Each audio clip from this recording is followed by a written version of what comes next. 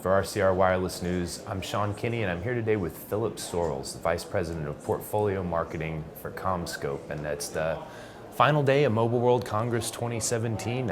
Philip, I know you've had a chance to take a look around the show floor and talk to a lot of the people here.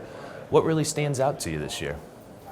Well, first, Sean, I want to thank you for coming by to visit with us. We always enjoy the opportunity to be with our friends at RCR, so thank you for that. It is the last day, and we're always super excited when we come to Mobile World Congress. It's one of our premier events, and we have an opportunity to really tell our story very well at this event.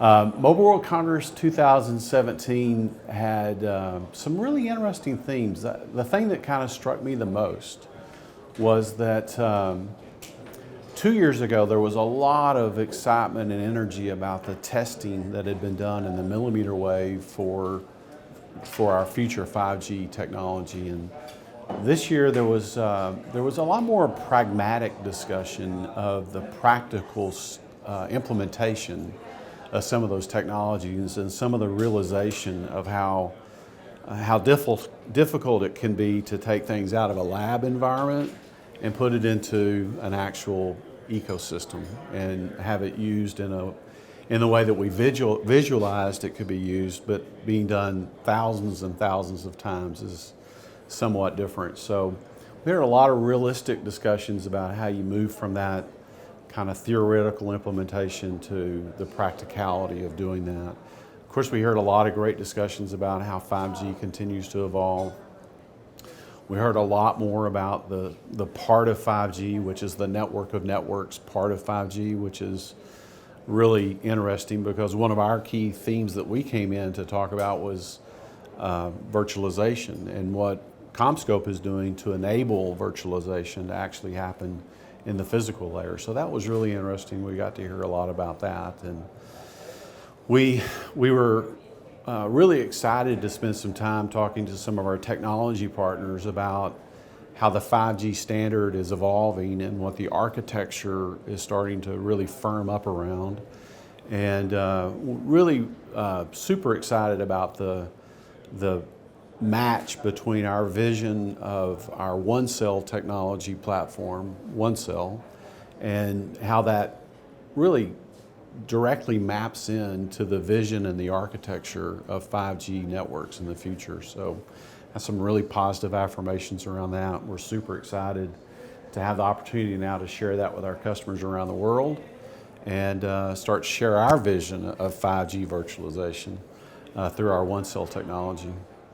So those are the main things kind of that we took away from the event. It was a busy event, lots of people, lots of traffic, a lot of energy, and overall, very successful 2017. Well, I'm glad to hear it. And Philip, you made a really salient point there, I think. It's like we've moved a little past the hype of 5G and we've really started to define the underlying technology, and we've really started to dig into the use cases. And now we're seeing a lot more emphasis on sort of building that bridge from LTE to gigabit LTE and then to 5G as that standard continues to evolve. And I think a great example of that bridging that also speaks directly to CommScope's role in the industry is the just concept of a small cell CRAN architecture. You get to look at some of these technologies that bring efficiency into your spectral usage, that speak to the perpetuation of fiber in the network. Absolutely. And then also the virtualization, like you mentioned. So share a little bit more about CommScope's role in that evolution, if you would, please. Sure, absolutely.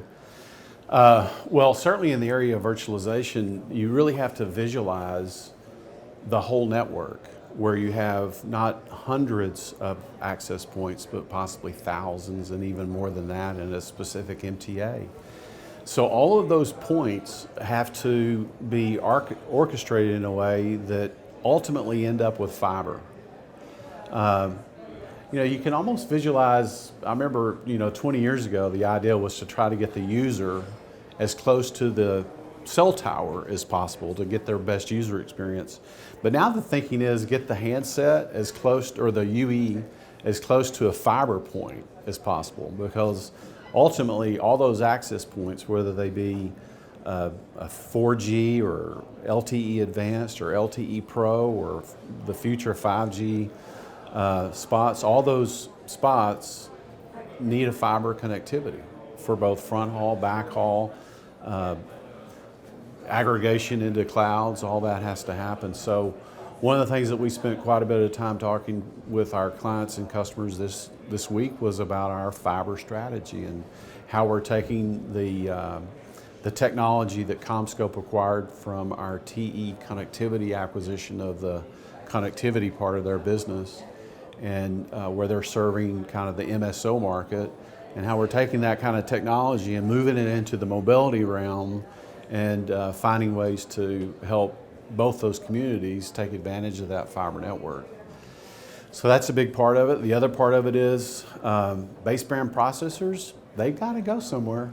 So where are they going to go? Well, they're going to go into small cabinets, they're going to go into central offices, they're going to go into locations that look like a data center.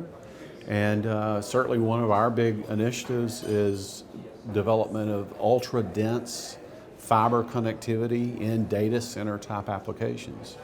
We've rolled out our latest generation of fiber technology called wideband multimode fiber. It's now a new standard in the industry. Ultra high speed, and we're developing technologies so that we can package more and more fiber connections to handle denser and denser processors. So all that is in place and beginning to become in place to kind of really be the physical layer empowerment of all the virtualization technology that's in work today. Yeah, densification really is an important trend that struck me here at the show. And to get back on small cells, these are a great way to add network density, but there's a lot of challenges. And I think if we were to boil it down to three, they'd be power, backhaul, and site acquisition. I know CommScope does a lot to really help their clients solve those problems. So can you maybe dig into that? Absolutely. We have been working for quite a while on all three of those. On the site acquisition side, we're trying really to do a couple things. One, reduce the number. I mean, if instead of building 10 small cells, you could build outdoor small cells, if you could build 5, then that would solve a lot of problems, be a lot less site acquisition.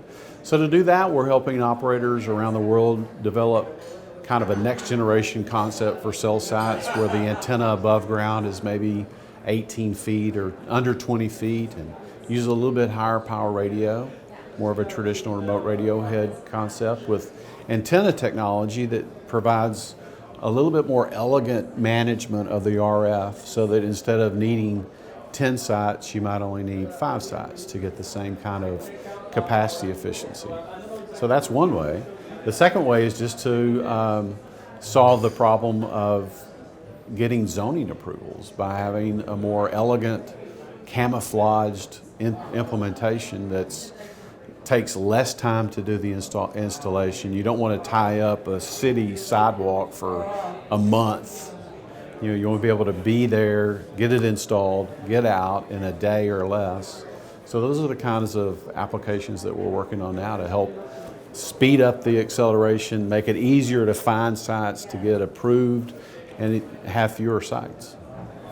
Well, and as you said, this has been 4 days of just nonstop energy and excitement here at the show. So how do you take that momentum and bring it back and carry it on for the rest of the year? What's going to be top of mind for CommScope? Well, there's so many things. I think for us the key is that many of the operators, even though certainly the operator community, are very interested in 5G, and they've got lab testing going on now, and we're in many lab tests now. We're involved in at least 3 different industry-wide 5G certification programs. So we're continuously investing our own R&D along with our partners in the industry on what the 5G networks of the future look like. But the reality is LTE still has a tremendous amount of opportunity for the operators to exploit. There's still a lot of capacity. LTE Advanced, LTE Pro, all those kind of LTE-based technologies have still a lot of headroom. In the near term, certainly throughout 2017, probably 2018, maybe even beyond. We're going to continue to work on providing our operator clients ways to optimize the assets that they've already invested in an LTE. So that was another key thing that we talked about this week here is how we're enabling operators to extend the economic useful life of their existing macros, of their existing small cells, by doing interference mitigation filters, cleaning up the spectrum that they have, splitting sectors from 3 sectors to 6 sectors, using some relatively well-known but not very well often used advanced antenna technologies like 2x4 MIMO and 4x4 MIMO and some multi-beam splitting type technologies to just extend the value of the LTE investments that are already there.